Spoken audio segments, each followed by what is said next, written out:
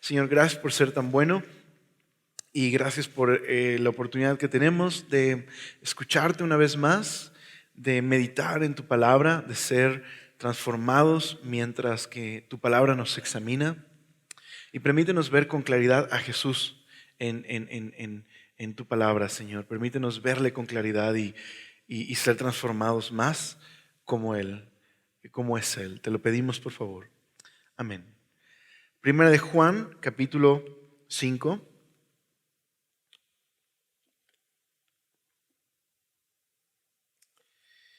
Para retomar, siempre me gusta mucho tener un pequeño panorama en la introducción donde recordemos dónde estamos, ¿no? Como veíamos el tip de enseñanza del domingo, a veces segmentamos en nuestro momento de leer las escrituras, de estudiarla, la desmenuzamos tanto que a veces perdemos el conjunto y es bueno recordar que Dios quiere hablarnos a través del mensaje de cada uno de estos libros y por eso es importante ver el conjunto. Entonces, primera de Juan, ¿de qué trata esta carta? ¿Quién la escribió? ¿A quién la escribió? Bueno, recuerda que primera de Juan está escrita por el apóstol Juan y la escribe a una red de iglesias que hay en una zona de lo que es hoy Turquía, llamada Éfeso. Cerca de esa zona, Juan pastoreó varias de estas iglesias.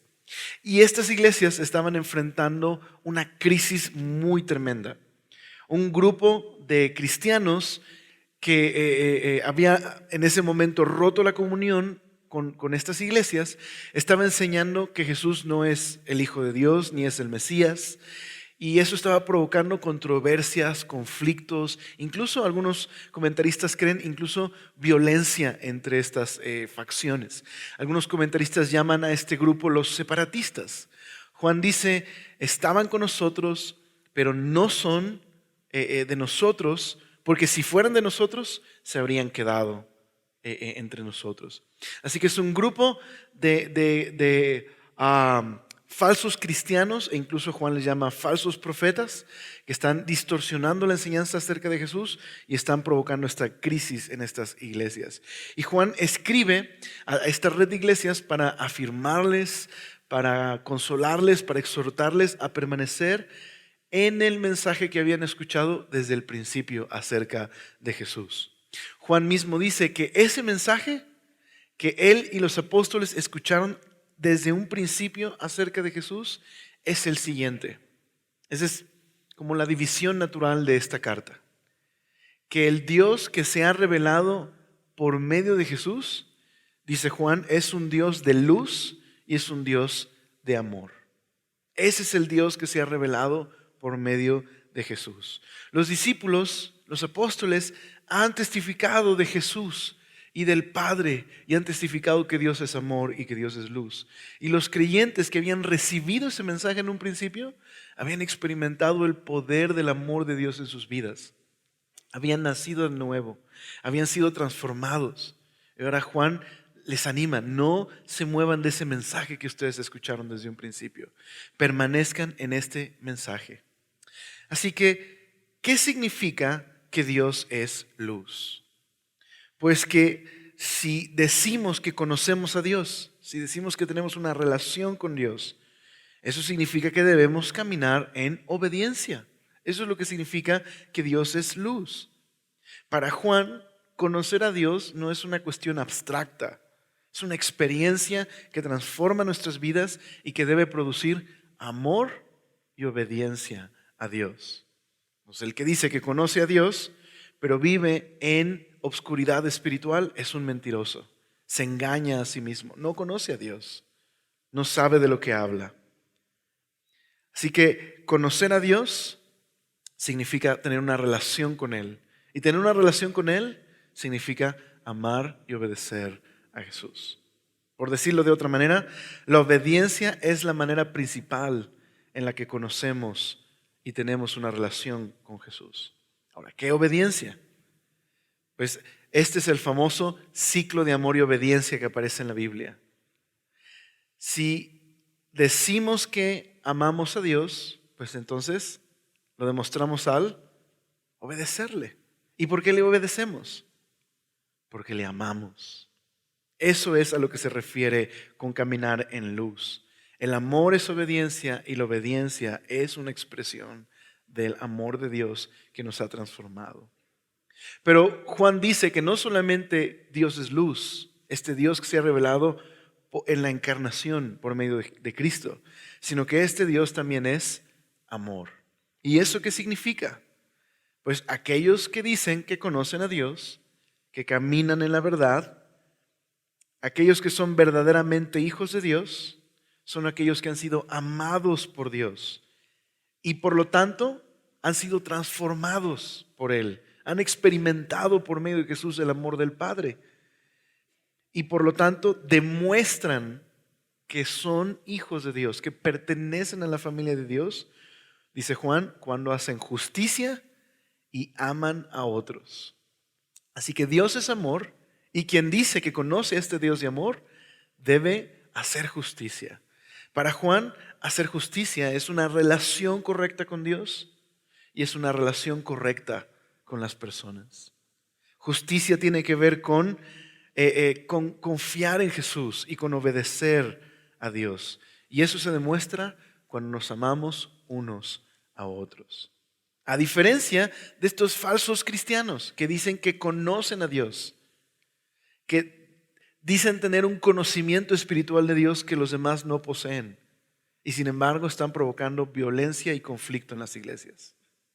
Así que no es verdad, dice Juan. No conocen a Dios, solo provocan odio y división. De hecho, son lo contrario. Juan les llama, son anticristos, son rebeldes a Dios. Pero entonces Juan les afirma, aquellos que han creído en Dios, los creyentes, los que han recibido el testimonio de los discípulos acerca de Dios, que Dios es amor y que es luz, aquellos que han creído en Cristo, tienen la seguridad del amor de Dios en sus vidas. Su vida entera está centrada en el amor de Jesús mostrado en la cruz. Así que es en la cruz donde verdaderamente Dios se revela como un Dios de amor. En la cruz conocemos cómo es verdaderamente Dios. Es lo que llaman los teólogos el acto supremo de revelación. Es la cruz. Dice Gary Burch, es un comentarista bíblico, acerca de la cruz. Nunca antes había hecho Dios algo así en la historia. Cristo es el corazón de Dios al descubierto, continúa diciendo. Es su presentación ante el mundo de una manera vulnerable. Entonces, ¿quién se hubiera imaginado que el Dios creador de los cielos y la tierra, glorioso, es también un Dios de humildad que se muestra débil y vulnerable en la cruz? Así que si decimos que creemos en este Dios y le conocemos, tenemos que amarnos como Jesús lo hizo. Esta es la definición del amor. El amor bíblico es acción. El amor bíblico son actos de servicio desinteresado. Es la generosidad de Dios. Es la obra del Espíritu en nosotros que nos mueve a la acción por los demás. Este es el Dios que se ha revelado en Cristo. Es un Dios de luz, es un Dios de amor. Así que los creyentes tenemos esta gran confianza de que Dios nos ha amado y que hemos experimentado el poder de su amor en sus vidas. Y eso nos ha quitado la vergüenza, eso nos ha quitado la culpa y eso nos ha hecho personas nuevas. Dice este mismo autor, Gary Burch, acerca de esta confianza que tenemos que echa fuera el temor. Dice él, experimentar y expresar el amor de Dios con tanta fuerza, sabiendo inequívocamente que Dios en espíritu reside en nosotros, redunda en una confianza sin límites, conforme se acerca el día en que nos encontramos con el Señor. Lo que está diciendo es, aquellos que hemos confiado en que Dios nos ama, hemos entendido una cosa, que Dios nos ha amado a pesar de lo que éramos, de nuestro pecado y nuestra culpa y nuestra condena. No hemos puesto nuestra confianza en ninguna cosa buena que podamos hacer nosotros para ganarnos a Dios. Hemos confiado solamente en este hecho de que Dios reveló su amor en la cruz. Ahí está nuestra esperanza y nuestra confianza. Y ese amor es el que quita la culpa y la vergüenza y nos da la confianza de que cuando Jesús vuelva en su reino, Él nos recibirá. No por algo bueno que hayamos hecho nosotros, sino porque Él nos ha amado. Así que dice Él, no somos irreverentes, sino seguros. No frívolos, sino francos. Gracias a que Dios mora en nosotros, sabemos que pese a la vida que tenemos todavía en este mundo, ya somos diferentes. ¿Por qué? Porque tenemos este privilegio de tener una relación con Dios y de que estamos siendo transformados para que, como dice esta misma carta, cuando Él vuelva y le veamos en su gloria, seremos como Él porque le veremos tal y como Él es. Y el que tiene esta esperanza, dice, se purifica a sí mismo como Él es puro. Así que ese es el resumen de lo que hemos visto durante estas semanas. Así que Juan está por cerrar la carta. Dios es un Dios de luz y es un Dios de amor. Y en este cierre de la carta, Juan quiere afirmar a estos cristianos en este amor, en esta victoria tremenda que tenemos, porque Dios es un Dios de luz y es un Dios de amor que se reveló por medio de Jesús. Aquellos que permanecemos en el testimonio que Dios ha dado de Jesús, tenemos una victoria y esta confianza y esta franqueza y esta libertad del temor y la culpa. Una libertad que dice a Juan, esa es la victoria que vence al mundo. El amor y la victoria. Entonces mira lo que dice el verso 1 del capítulo 5. Todo aquel que cree que Jesús es el Cristo, dice, es nacido de Dios. Y todo aquel que ama al que engendró, ama también al que ha sido engendrado por Él. En esto conocemos que amamos a los hijos de Dios, cuando amamos a Dios y guardamos sus mandamientos. Pues este es el amor de Dios, que guardemos sus mandamientos. Y sus mandamientos no son gravosos. Así que esta es la idea de Juan. Este amor que los creyentes hemos experimentado y en el que permanecemos, este amor del que decíamos nos da confianza, nos ha quitado el temor y la vergüenza. Este amor que hemos experimentado es el amor que nos ha hecho, dice Juan, nacer de nuevo. Nacer de nuevo. Ahora, ¿qué significa esto de nacer de nuevo?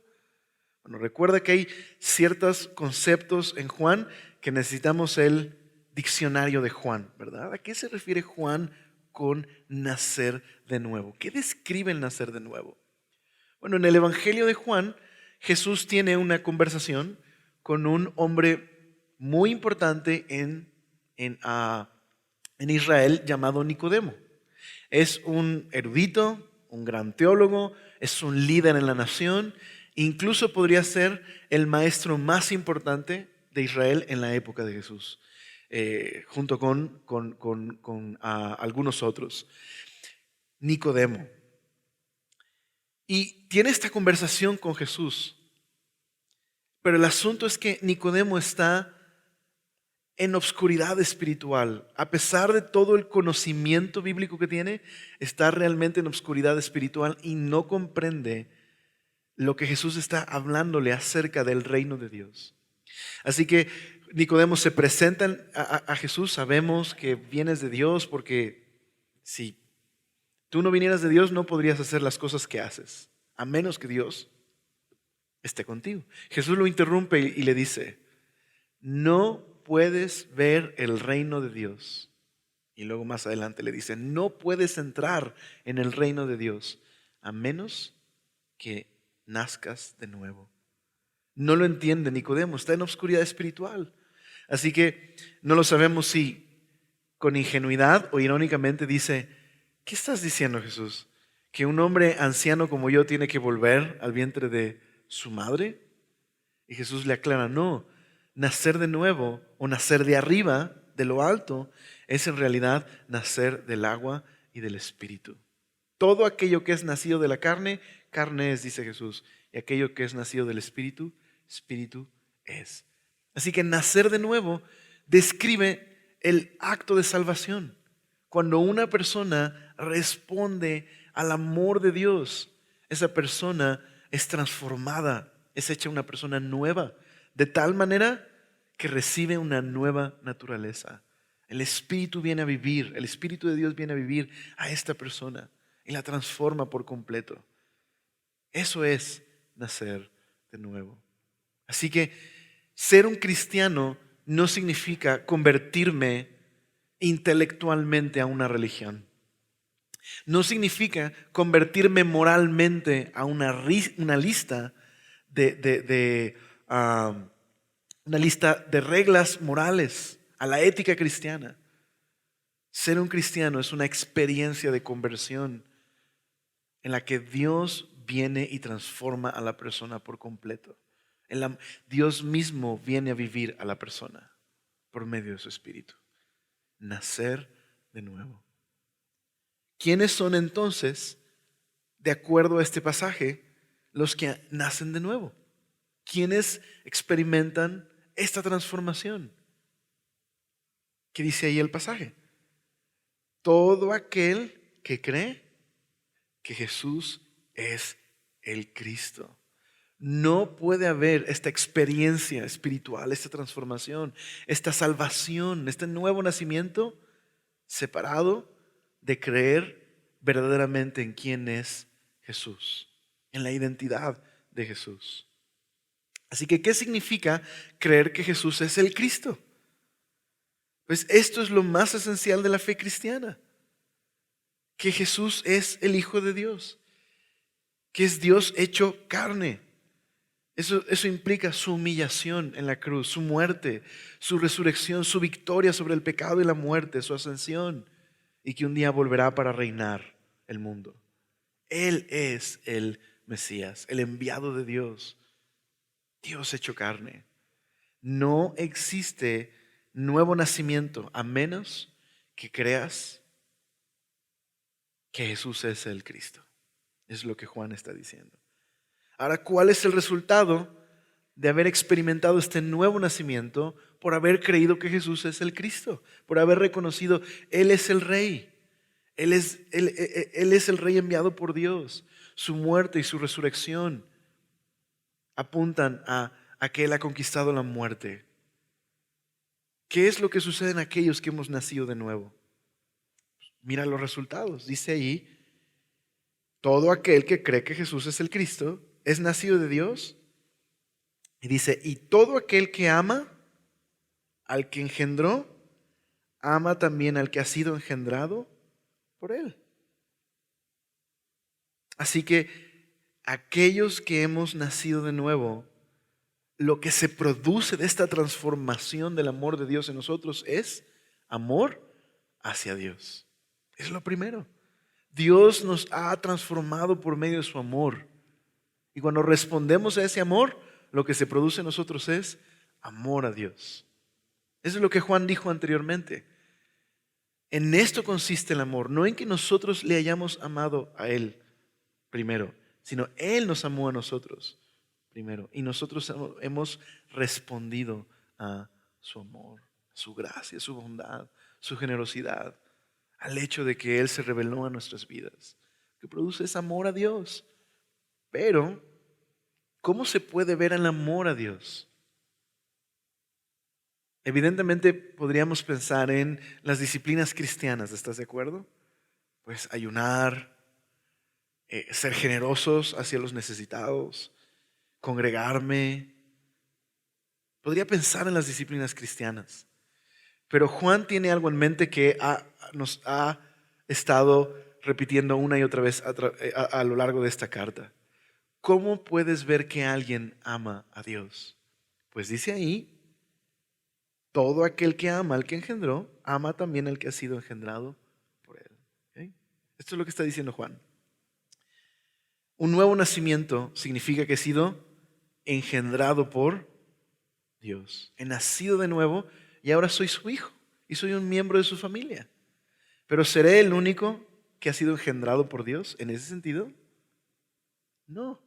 ¿Quién ha sido más engendrado por Dios? Pues todos aquellos que han confiado en Cristo. Entonces, si digo que amo a Dios, también amaré a sus hijos. ¿Te das cuenta de lo que está diciendo? Si digo que amo a Dios, amaré a aquellos que son también sus hijos. Y eso lo podemos ver en un sentido hasta muy práctico. O sea, si eres un papá y estás aquí y invitas a alguien a tu casa y trata mal a tus hijos, ¿cómo te sientes como papá? Si alguien dice ser tu amigo, ¿cómo se mostrará hacia tus hijos? ¿Verdad? Amigable, es una manera en la que te demuestra que te ama y que es sincera su amistad. Entonces, si decimos que hemos nacido de nuevo y que hemos respondido al amor de Dios, al amar a Dios, eso se verá en que amamos a los que han sido engendrados también por Él. No solamente Jesús, que es Él engendrado, sino sus hijos, aquellos que han confiado en Cristo. Entonces, el resultado de nacer de nuevo, por poner nuestra fe en Jesús, es amor a Dios, pero también es amor por su familia. De hecho, la NBI traduce ese pasaje así: todo el que ama al Padre, ama también a sus hijos. Ama también a sus hijos. Entonces, nota lo que Juan está diciendo aquí. No está diciendo, si amas a Dios, nacerás de nuevo. Si amas a los hermanos y demuestras amor a los hermanos, nacerás de nuevo. Lo que está diciendo es, aquellos que hemos nacido de nuevo por creer que Jesús es el Mesías, amamos a Dios y amamos también a aquellos que han sido engendrados por Él. Es la obra del poder transformador del amor de Dios en aquellos que han nacido de nuevo. Es su presencia en nosotros, su espíritu. Un nuevo nacimiento, una nueva naturaleza, la naturaleza de Dios en nosotros. Pero hay una tercera cosa que dice el pasaje. En esto, dice el verso 2, en esto conocemos que amamos a los hijos de Dios. O una manera de decirlo es, en esto se demuestra con toda su fuerza que amamos a Dios y a sus hijos. En esto. Cuando amamos a Dios y guardamos sus mandamientos. Este es el ciclo de amor y obediencia. Así que le obedecemos porque le amamos.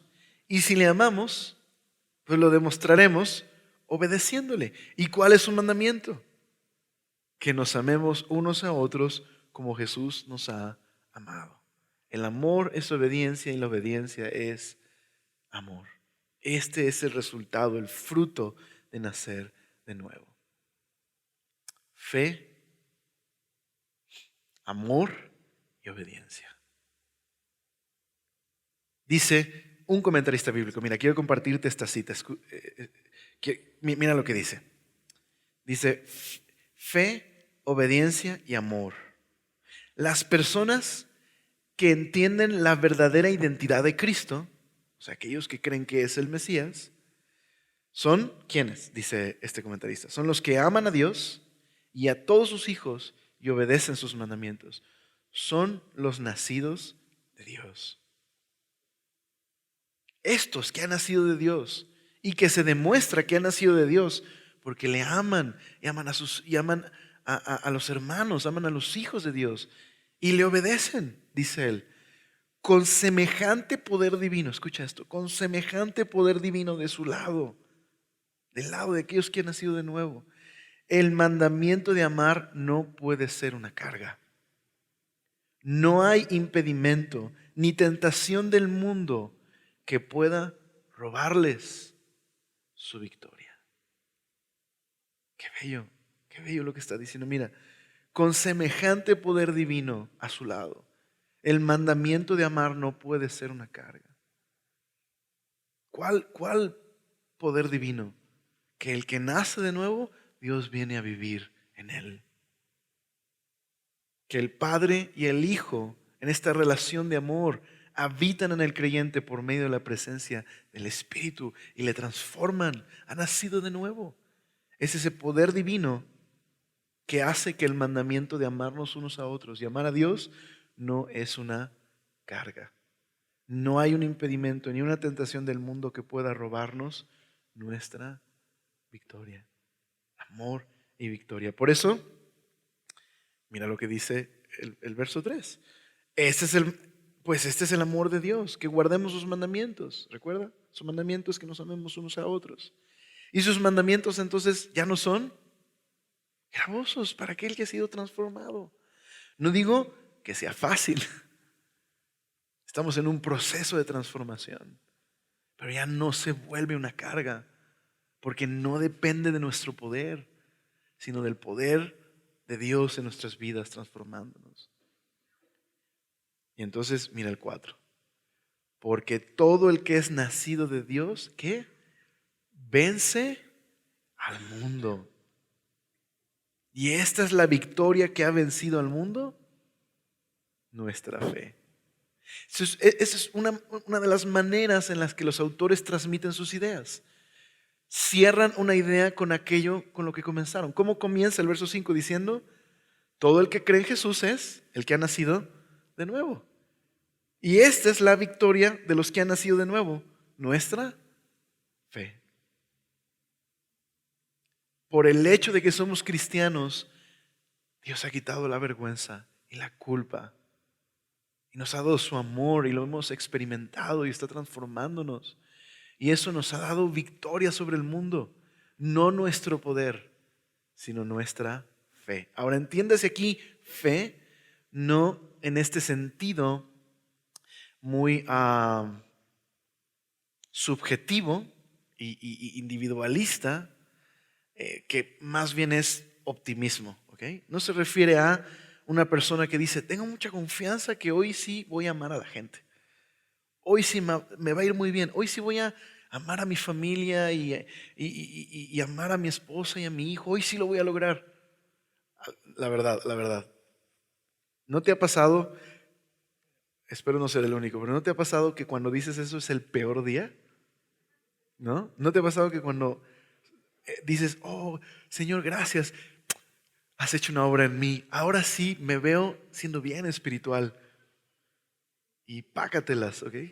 ¿Sí, te ha pasado o soy el único que ¿verdad? ¿Sí me explico? Entonces no es esa clase de fe a la que se refiere, no es optimismo, no es échale ganas. ¿A qué se refiere nuestra fe? Se refiere a la confianza en que Jesús es el Hijo de Dios. Él es el Hijo de Dios, Él es el Mesías. Él ha triunfado y ha conquistado la sepultura. Y es esa victoria que tenemos, su victoria, la que vence al mundo, al pecado, a la muerte.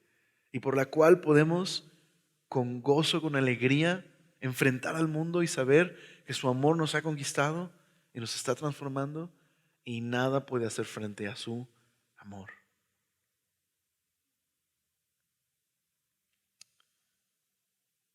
Así que en esto consiste el amor y la victoria en la vida cristiana.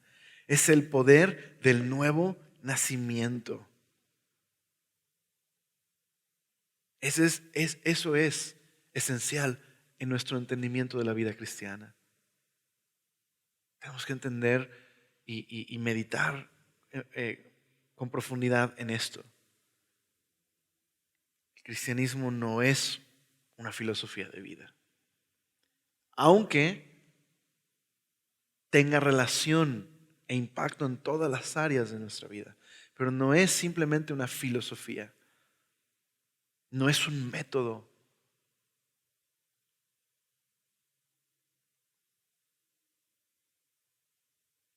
Es un nuevo nacimiento por medio de la fe en el Hijo de Dios.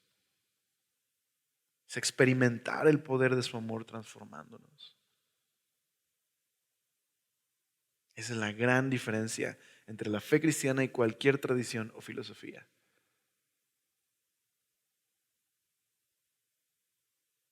El poder de un nuevo nacimiento. No lo puedes imitar, no lo puedes comprar, no lo puedes producir. Es la obra y el regalo de Dios por medio de Jesús. Solo podemos responder a su amor y experimentar su amor. Es lo que produce este fruto de amor y obediencia. Ese es el mensaje cristiano, el mensaje del Evangelio. Así que este poder y esta victoria sobre el mundo, sobre el pecado, solo está disponible para aquellos que han creído en el testimonio de Jesús. Hay muchos testimonios en el mundo, muchos mensajes, pero solo un testimonio produce un nuevo nacimiento: el testimonio acerca del Hijo de Dios. Así que el día de hoy cerraremos viendo cómo Juan desmenuza el testimonio acerca del Hijo. Este poder y esta victoria del amor de Dios solo lo experimentan aquellos que reciben el testimonio de Jesús. ¿Cuál es ese testimonio? Dice el verso número 5. ¿Quién es el que vence al mundo? Sino el que cree. ¿Te das cuenta? El que cree que Jesús es el Hijo de Dios. Tenemos victoria y experimentamos el amor de Dios cuando confiamos en el testimonio acerca de Jesús. Ahora, ¿qué significa cuando el Nuevo Testamento llama a Jesús el Hijo de Dios? ¿Qué implica llamar a Jesús el Hijo de Dios? Yo sé que pues lo primero que naturalmente pensaríamos cualquiera de nosotros sería en Belén, ¿verdad? Pensaríamos en el nacimiento, la encarnación. Y por supuesto que eso es parte de lo que significa llamar a Jesús el Hijo de Dios. Pero en la Biblia hay algo mucho más profundo cuando se describe a Jesús como el Hijo de Dios. De hecho, la Biblia dice que Jesús fue declarado Hijo de Dios, no cuando nació solamente, sino también en su muerte y resurrección. ¿Por qué? Verás,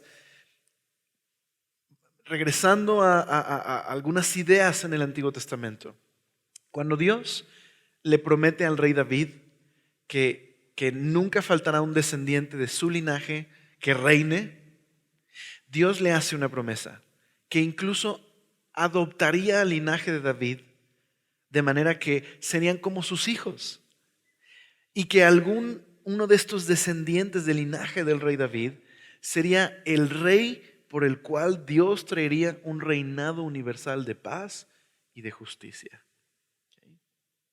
Así que cuando Jesús entra en escena, Jesús es llamado el Hijo de Dios. Pero especialmente fue demostrado que era el Hijo de Dios en la resurrección. Mira, acompáñame a Hechos capítulo 2, verso 29. Hechos capítulo 2, verso 29. Irrefutablemente, por decirlo así, Jesús fue declarado el Hijo de Dios, el Rey por el cual Dios traería un reino de justicia y paz universal. Hechos capítulo 2, verso número 29. En este pasaje, los creyentes tienen una experiencia espiritual que están alabando a Dios en otros idiomas, y muchos judíos que viven fuera de Palestina vienen y los escuchan en sus lenguas oír a estos creyentes alabar a Dios, y se sacan de onda, y algunos dicen, no, están borrachos, y Pedro dice, no, no están borrachos. Esto es lo que Dios prometió que sucedería cuando su Espíritu viniera y trajera salvación. Entonces, Hechos capítulo 2 es esta argumentación de Pedro sobre quién es Jesús. Es el Hijo de Dios, es el Rey. Entonces dice el verso 29: Varones hermanos, se os puede decir libremente del patriarca David, que murió y fue sepultado, y su sepulcro está con nosotros hasta el día de hoy. Esto lo dice Pedro porque Pedro cita una profecía en la que David dijo: tú no vas a permitir que tu santo vea corrupción. Y Pedro dice, bueno, con toda confianza, ustedes saben que de hecho David sí vio corrupción. Murió, fue sepultado y su cuerpo vio corrupción. Dice el verso 30. Pero siendo profeta y sabiendo que con juramento de Dios le había jurado que su descendencia en cuanto a la carne levantaría al Cristo para que se sentase en su trono, viéndolo antes, habló de la resurrección de Cristo, que su alma no fue dejada en el Hades, ni su carne vio corrupción. A este Jesús resucitó Dios, de lo cual todos nosotros somos testigos. Así que, ¿qué significa llamar a Jesús el Hijo de Dios? Es esto: exaltado por la diestra de Dios y habiendo recibido del Padre la promesa del Espíritu Santo, ha derramado esto que vosotros oís. ¿Okay? Y luego dice el verso 36. Sepa pues ciertísimamente toda la casa de Israel que a este Jesús a quien vosotros crucificasteis, Dios le ha hecho Señor y Cristo. Entonces, llamar a Jesús el Hijo de Dios no solo hace referencia a su encarnación, sino a su entronización. Él es el Rey del universo. Dios ha demostrado al resucitar a Jesús que este es el Rey que ha traído justicia y paz para siempre. Pero Juan quiere todavía que veamos más acerca de Jesús como Hijo de Dios. ¿Qué significa que Jesús es el Hijo de Dios? Pues Juan dice de Jesús que en Cristo Dios caminó con la humanidad. Que Dios es tanto el Padre y como el Hijo, que han venido a dar vida, y que no hay Dios aparte de Jesús. Así que Jesús no solamente es un rey por el cual Dios va a reinar el mundo. Jesús es el Rey del universo. No hay Dios aparte de Jesús. ¿Has creído en ese testimonio? Eso es lo que dice Juan. Esta victoria, este amor transformador, este nuevo nacimiento solo está al acceso de aquellos que han creído que Jesús es el Hijo de Dios. Pero no solamente Jesús ha dado testimonio, sino que el Espíritu y el Padre han dado testimonio acerca de Jesús. Entonces dice el verso número 6. Este es Jesucristo, que vino mediante agua y sangre. No mediante agua solamente, sino mediante agua y sangre. Y el Espíritu es el que da testimonio, porque el Espíritu es la verdad. Dice, porque tres son los que dan testimonio en el cielo: el Padre, el Verbo y el Espíritu Santo, y los tres son uno. Ahora, voy a hacer una pequeña pausa. El versículo 7 tiene toda una historia en la traducción de las Biblias que no tenemos el tiempo de explorar en este momento, pero déjame ponerlo así de sencillo. En los manuscritos más viejitos que se han descubierto, no aparece el versículo 7. ¿Por qué razón? Bueno, los copistas, los monjes, tenían la tendencia de escribir al margen algunas anotaciones. Y por ahí, mucho tiempo después, hubo quizás algún copista despistado que el verso 7 lo puso ahí como parte del texto y no notó que era una nota marginal. Y por lo tanto se incluyó en algunos manuscritos. Está en la Reina Valera, porque la Reina Valera proviene de una base textual llamada el Textus Receptus. Pero en manuscritos más viejitos no aparece este pasaje. Entonces, ¿qué significa todo eso? Pues que lo más probable es que el verso 7 no es parte de la redacción original, sino una añadidura mucho tiempo después, pero hay que tener cuidado, y a eso me refiero con que no tenemos el tiempo de explorar estos temas. Cuando digo añadidura, no estoy diciendo, entonces estás diciendo que la Biblia ha sido corrompida y que le metieron mano. No. De hecho, eh, la Biblia es uno de los libros, incluso no solo es uno de los libros, es el libro mejor preservado de la antigüedad y que a través de los años, a pesar de ser escrito en muchas regiones, por muchos autores, en 3 idiomas, a comparación de otros libros en la antigüedad, la Biblia es el que mejor testimonio textual tiene en la historia. Es una historia muy fascinante, no hay tiempo de explorarla, pero hay unas conferencias de apologética en la página de internet donde se tratan todos estos temas de traducción e interpretación. Búscalas. También hay buenos libros que te recomiendo que hablan acerca de estos asuntos. Por ejemplo, la serie de libros de Lee Strobel o algunos libros del autor Michael J. Kruger. Es un buen autor que se ha dedicado a estos asuntos de interpretación bíblica.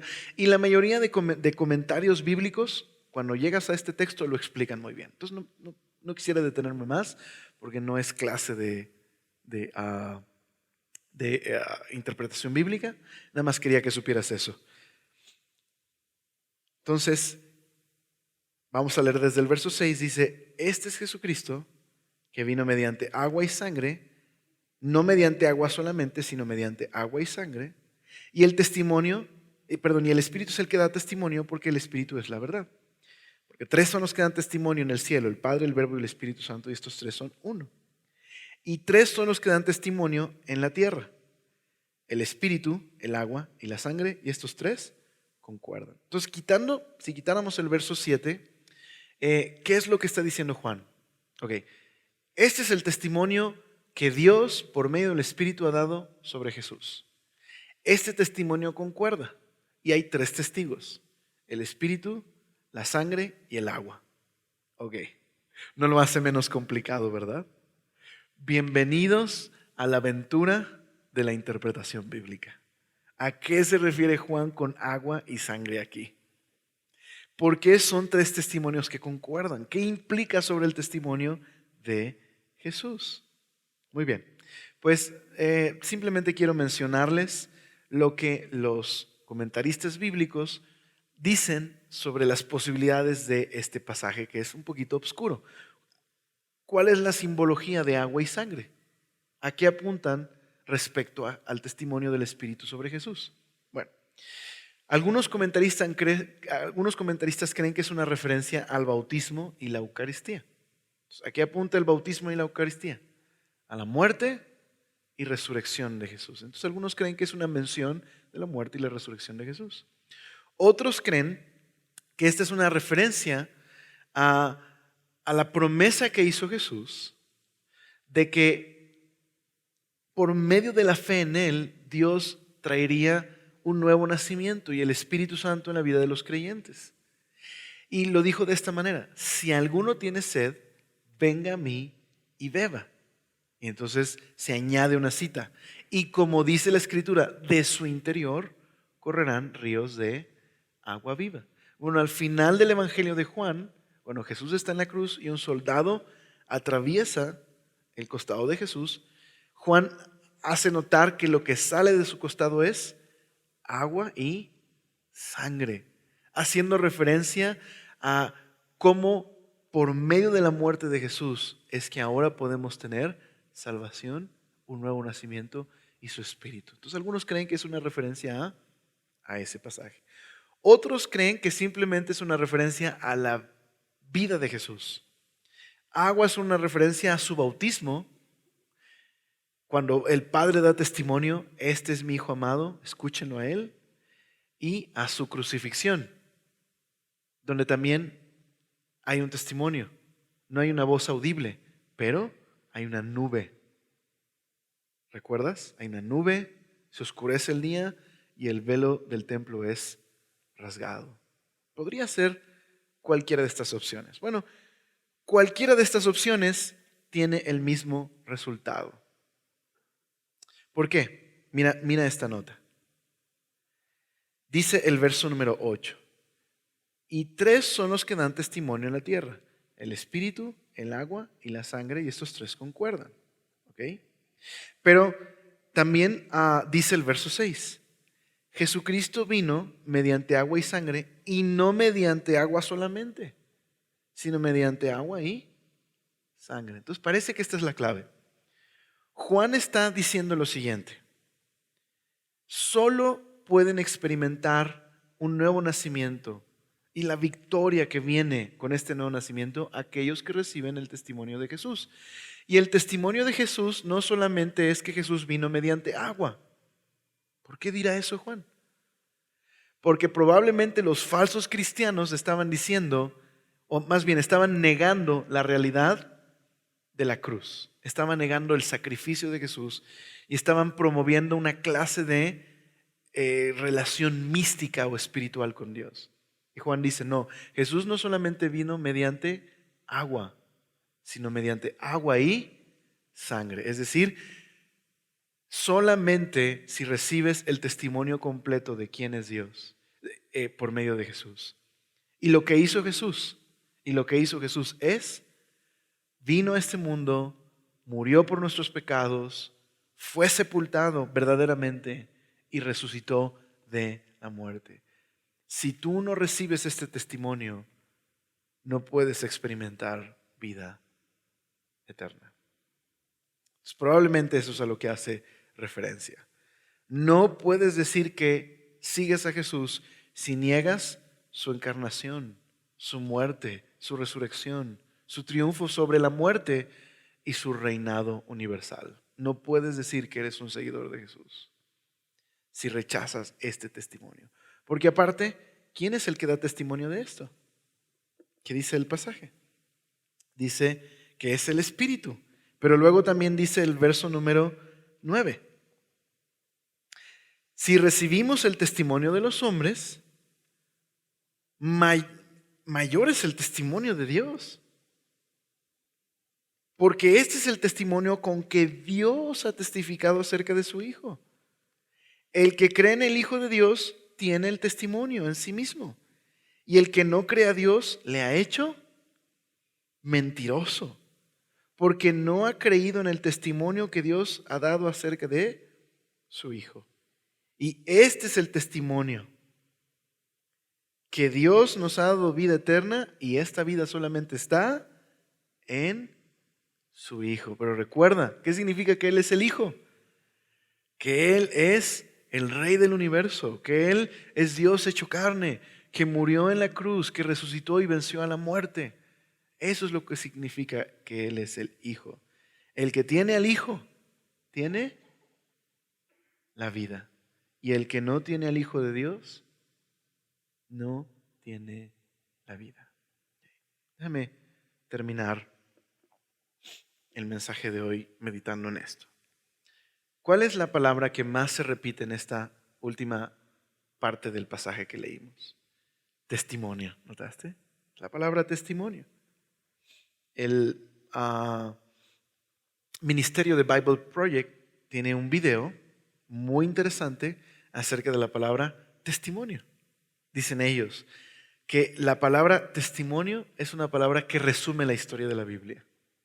Ahora, ¿qué significa en sí la palabra testimonio? Bueno, la palabra testigo, ¿no?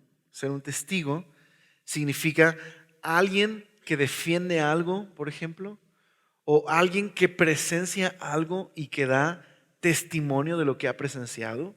Por ejemplo, la palabra testimonio puede tener una implicación legal, como en un contrato. Cuando te casas, en el registro civil, ¿a quién tienes que llevar? Testigos, ¿ok? Y ellos dan fe de lo que tuvo lugar, ¿ok? O en un contrato en una empresa hay testigos y se firma. Entonces, el testimonio tiene esta connotación legal también, ¿ok? Así que cuando alguien comparte lo que presenció, eso es dar testimonio. Muy bien, ok. La Biblia puede resumirse a través de la idea de un testigo y el dar testimonio. Dios llamó a un grupo de personas para que fueran sus testigos en el mundo, sus representantes en el mundo. Son el pueblo de Israel. Ellos fueron testigos de cómo Dios los rescató de la esclavitud y de la muerte. Ellos fueron llamados a dar precisamente testimonio y representar a Dios a todas las demás naciones, apuntar al hecho de que Dios es bueno y que Dios rescata de la muerte y de la esclavitud. Pero Israel falló miserablemente en su labor de dar testimonio. En lugar de dar testimonio de Dios y su salvación, adoraron ídolos, se llenaron de corrupción y ya no reconocían a Dios como su rey. Entonces, ¿qué hizo Dios? Envió testigos, los profetas. A través de los profetas, Dios le daba testimonio a Israel de su corrupción y su pecado y les llamaba a volver a Dios. En especial, Isaías fue llamado a eso, a dar testimonio de Dios, pero Dios mismo le dijo a Isaías, no te van a escuchar. Y no lo hicieron. Pero el profeta Isaías dio testimonio de que un día Dios llamaría a un testigo muy especial. Un testigo que abriría los ojos de los ciegos para que todos pudieran conocer verdaderamente quién es Dios. Así que en el Nuevo Testamento llega Jesús y entra en la sinagoga de Capernaum y dice así, que le dieron el rollo del profeta Isaías y lo desenrolla y lee la siguiente parte. El Espíritu del Señor está sobre mí y me ha ungido para dar buenas noticias a los pobres. Me ha enviado a proclamar que los cautivos sean libres, que los ciegos verán, que los oprimidos serán puestos en libertad y que ha llegado el tiempo favorable del Señor. Dice que lo enrolló y todas las miradas de la sinagoga estaban puestos en él y él dijo esto. Las escrituras se acaban de cumplir en este mismo día. Jesús es ese testigo especial que trajo la realidad del reino de Dios y vino a dar testimonio de cómo es verdaderamente Dios. Ahora, ¿qué es lo que vemos en la Biblia? Algunos aceptaron el testimonio de Jesús y muchos otros no, en especial los líderes. Así que buscaron matar a Jesús por el testimonio que él daba acerca de Dios. Jesús se convirtió en un mártir. De hecho, la palabra testigo, martureo, es de donde viene nuestra palabra mártir. Aquel que por el testimonio que da, paga un precio. Jesús se convierte en un mártir. Pero Jesús es más que un mártir. Jesús no se quedó en la tumba. Resucitó de los muertos, conquistó a la muerte. Los discípulos lo vieron resucitado como el Rey y el Salvador. Y Jesús les dijo, toda la autoridad me ha sido dada en los cielos y en la tierra. Vayan y sean mis testigos, mis discípulos. ¿De qué tienen que dar testimonio los discípulos? Que Jesús conquistó a la muerte y Él es el único que puede traer un nuevo nacimiento. De hecho, Juan, esta carta comienza diciéndole a los creyentes, permanezcan en el testimonio que ustedes recibieron de nosotros, los discípulos, desde un principio, acerca de quién es Jesús y quién es Dios. Así que, ¿has confiado en el testimonio sobre Jesús? Puedes pensar que es una locura. Puedes pensar que es un invento. Puedes doblar tus rodillas y reconocer que Jesús es el Hijo de Dios. Pero como C.S. Lewis dijo, no, lo que no puedes hacer es ignorar el testimonio sobre Jesús. Hay muchos testimonios en el mundo, pero hay uno solo que puede transformar nuestras vidas y darnos victoria sobre el mundo y sobre el pecado. Es el testimonio de quién es el Hijo de Dios. ¿Has creído en ese testimonio? Oramos. Señor, gracias por ser tan bueno y gracias por lo que has hecho con nosotros, Señor. No ha sido nuestra astucia, nuestra capacidad, nuestras buenas obras. No ha sido nada que nosotros hayamos hecho. Solo hemos creído, Señor, en el testimonio acerca de Jesús. Y ha sido tu poder y tu amor que nos ha hecho nacer de nuevo. Nos has transformado, Señor. Pero ahora, Señor, permítenos entonces abrazar esta gran victoria que nos da sobre el pecado y la muerte. Y que por este nuevo nacimiento y el poder de tu Espíritu nos lleves a amarte, Señor, y a obedecerte y amar a los demás para que otros puedan ver la victoria de Jesús y su conquista sobre el pecado y el infierno y la muerte, Señor.